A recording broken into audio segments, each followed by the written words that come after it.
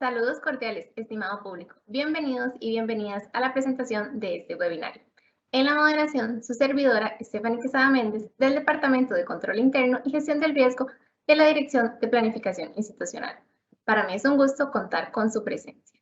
A esta presentación del protocolo de atención ante posibles casos COVID-19 y casos confirmados dentro de las oficinas centrales, regionales y los centros educativos del Ministerio de Educación Pública. Este protocolo tiene el objetivo de establecer las disposiciones sanitarias para la atención y referencia de casos COVID-19 confirmados, sospechosos o por nexo epidemiológico en el Ministerio de Educación Pública. Además, contamos con algunos puntos claves, entre ellos, la definición de conceptos como COVID-19, caso probable, caso sospechoso, caso confirmado y los pasos a seguir en los diferentes escenarios. Y por último, el diagrama de flujo del manejo de casos COVID-19 en centros educativos. Esta exposición estará a cargo del doctor Alan Madrigal Conejo, a quien le cedo la palabra en este momento. Muchas gracias, Stephanie. Un saludo para todas las personas que nos acompañan. Vamos a repasar algunas de las instancias responsables para que las personas tengan mayor claridad cuando se refiere específicamente a alguna de estas. La Oficialía Mayor. La Oficialía Mayor se encarga del procesamiento de casos, o sea, el reporte y coordinaciones a nivel de oficinas centrales. Siguiente, por favor. La Dirección de Gestión y Desarrollo Regional. Esta se encarga del seguimiento estadístico de los casos de todo el MEP y del apoyo en la correcta activación y aplicación de los protocolos específicos sanitarios de las regiones educativas, que debe ejercer las direcciones regionales de educación. Siguiente. Las direcciones regionales de educación se encargan del seguimiento de los protocolos sanitarios en los centros educativos y de brindar el apoyo en la atención de los casos detectados de COVID-19 por medio de los enlaces regionales. Siguiente. Las supervisiones de educación se encargan de articular con las personas directoras de los centros educativos a su cargo y con la persona enlace de las direcciones regionales de educación en este tema. Estará pendiente del registro de los casos COVID-19 positivos y sospechosos detectados, así como brindar la colaboración que se requiere por parte de las áreas rectoras de salud con los centros educativos. Siguiente. Las direcciones de centros educativos se encargan de divulgar, aplicar los protocolos específicos sanitarios y el cumplimiento de las disposiciones sanitarias establecidas en los mismos. Asimismo, hacer los reportes de los casos positivos, sospechosos detectados y atender las coordinaciones que deben establecer con las áreas rectoras de salud en atención de la pandemia. Siguiente. El área rectora de salud es la instancia rectora en atención de la pandemia, quien dará el seguimiento epidemiológico al reporte de casos relacionados a COVID-19 asociados a los centros educativos de una región. Siguiente. Es importante tener en cuenta dos definiciones, la de aislamiento y la de cuarentena. Aislamiento es un lapso en el que una persona infectada por COVID-19 debe estar alejada de otras personas, incluso en su casa. La cuarentena es el lapso en el que una persona que pudo estar expuesta al virus debe estar alejada de otras personas.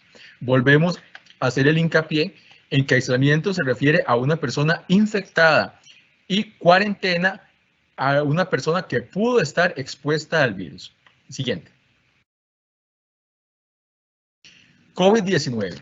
El COVID-19 es una enfermedad producida por el SARS-CoV-2, que es un virus de la familia de los coronavirus.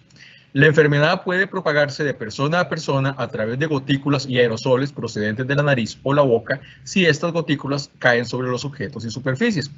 De modo que otras personas pueden tocar estos objetos o superficies y luego se tocan los ojos, la nariz o la boca. Siguiente. Caso sospechoso de COVID-19. Es una persona con una enfermedad respiratoria aguda de cualquier grado de severidad que dentro de los 14 días anteriores al inicio de la enfermedad tuvo contacto físico cercano con un caso confirmado, probable, sospechoso o que tiene información de mascarilla digital que ha sido contacto de una persona positiva. Siguiente. ¿Cuáles son los síntomas que podría estar presentando? Al menos dos de los siguientes. fiebre, dolor de cabeza, fatiga, debilidad, estado mental alterado, escalofríos, dolor de garganta, congestión nasal, náuseas o vómitos, diarrea, dolor abdominal o mialgia, es decir, dolor en alguna parte. O uno de los siguientes: tos de reciente aparición, falta de aire, dificultad respiratoria, anosmia de reciente aparición, o sea, pérdida del olfato, y disgeusia de reciente aparición, es decir, pérdida del gusto. O corresponder a los siguientes criterios epidemiológicos: residir o trabajar en un área con alto riesgo de transmisión o un historial de viaje fuera del país en los 14 días previos, o haber visitado o laborado en un servicio de salud. Siguiente. Caso confirmado por laboratorio. Se refiere a una persona que se le ha detectado el virus que causa la enfermedad del COVID-19, independientemente de sus signos y síntomas, mediante una prueba de laboratorio válida y aprobada por el Ministerio de Salud. Siguiente.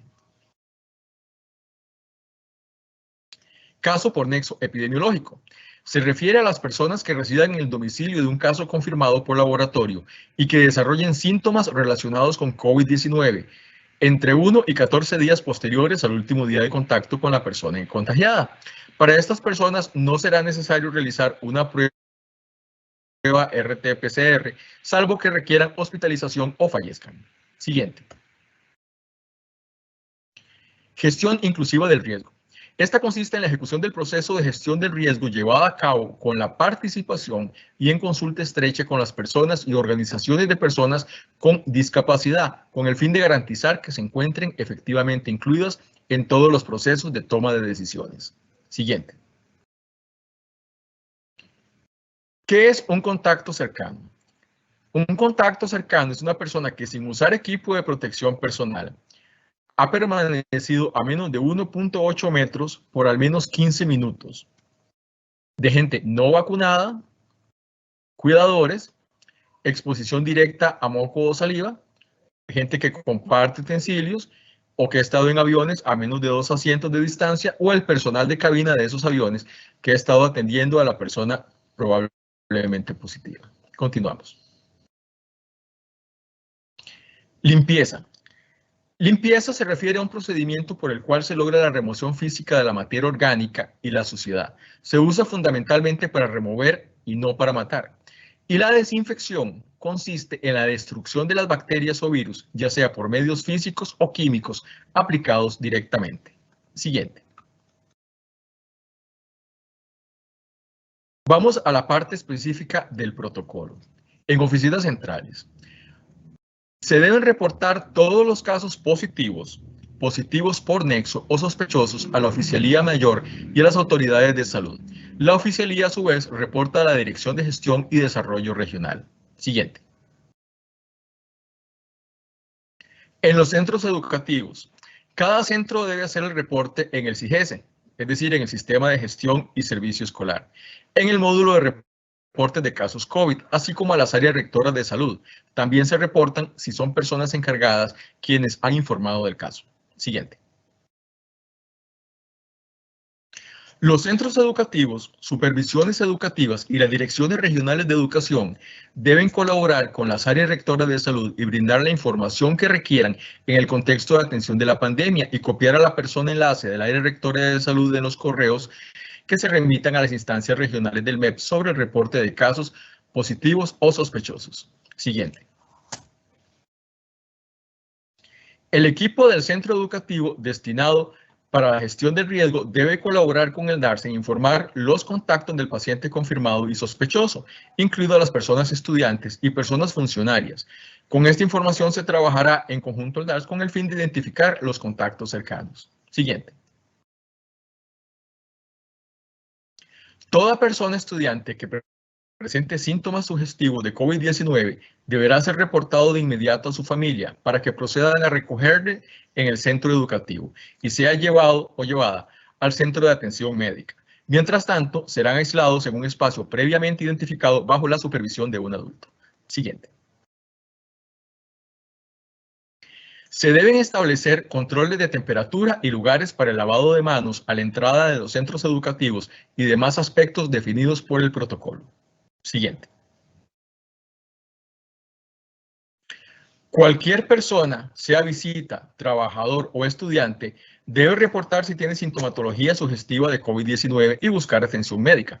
Los centros educativos deben conocer la forma de traslado de las personas estudiantes, ya sea a pie, en carro, en bus comercial o bus escolar, para informar a la DARS de manera que se pueda completar la investigación correspondiente.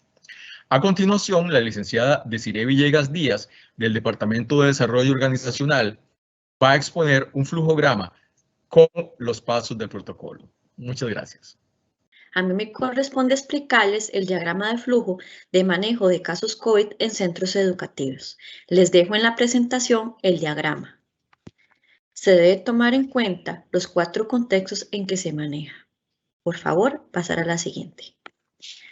El hogar, el centro educativo, el centro de salud y el área rectora de salud. ¿Qué se debe hacer si usted está en el hogar y es un alumno, funcionario, docente y presenta síntomas? Lo primero que debe hacer es comunicar al centro educativo y no asistir.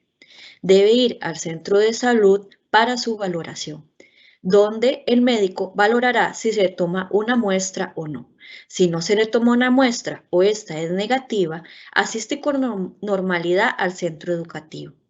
Si se le toma una muestra, se le girará una orden sanitaria preventiva de aislamiento como caso sospechoso. Posteriormente, si es un caso positivo, debe enviar la orden sanitaria al centro educativo como confirmado. Iniciar la cuarentena y al finalizar esta, el centro de salud le enviará nuevamente una orden sanitaria como caso recuperado o usted deberá dirigirse al centro de salud correspondiente a recogerla.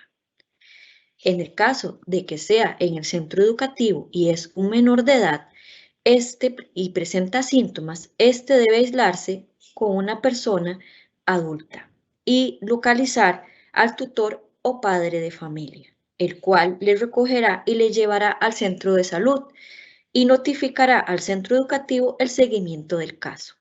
Posteriormente, el profesor o encargado en el centro educativo realizará la lista de nexos, estudiantes y profesores que estuvieron en contacto con el caso, aplicará el protocolo de desinfección y notificará al Ministerio de Salud.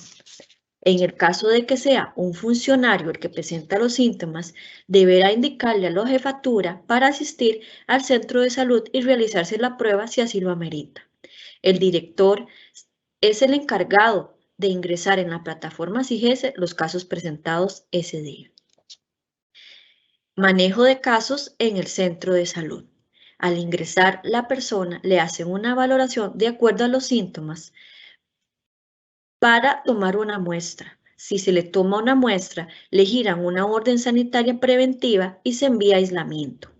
Si no es un caso positivo, se le llama y se le indica que es un caso descartado.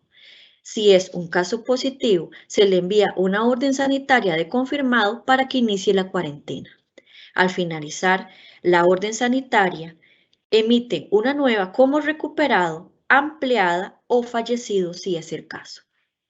El último escenario, el área rectora de salud, es el encargado de realizar el seguimiento de casos y el estudio epidemiológico de acuerdo al contacto cercano de un caso confirmado y emite una alerta de posible brote, si es el caso, al área regional de salud. Así finalizamos el proceso. Muchas gracias. Le cedo el espacio a la compañera Stephanie Quesada. Muchas gracias al señor Alan Madrigal y a la señora Desiree Villegas. Ante cualquier consulta, la pueden realizar al correo consulta@regresar@mep.go.cr. Y a ustedes que revisan esta información y son agentes de cambio en nuestros centros educativos, muchas gracias por su atención. Damos por concluida esta presentación y les recordamos que pueden repasar estas y otras informaciones en el canal de YouTube del IDP. Muchas gracias y hasta luego.